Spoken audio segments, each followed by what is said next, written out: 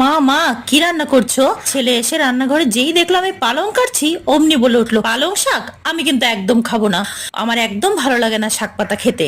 আচ্ছা তাহলে তুই বল, তুই কি খাবি? আমি ডাল খাবো। হ্যাঁ, তোর তো আবার ডাল হলে আর কিছুই লাগে না। আচ্ছা যা, আমি ডালই করে দিচ্ছি। আমিও বাবা কম ঘাটতারে না, তোরই তো মা। পালং শাক আবার খাবি না? অবশ্যই তোকে খাইয়ে ছাড়বো। তো আমিও করে ফেললাম পালক ডাল। মুসুরির ডালটাকে ভালো করে ধুয়ে পেঁয়াজ রসুন কালো জিরা ফোড়নে দিয়ে একটা শুকনো লঙ্কা দিয়েছি। তারপর ভালো করে ডালটাকে সুন্দর করে 5 মিনিট অবধি ভেজে নিয়েছি।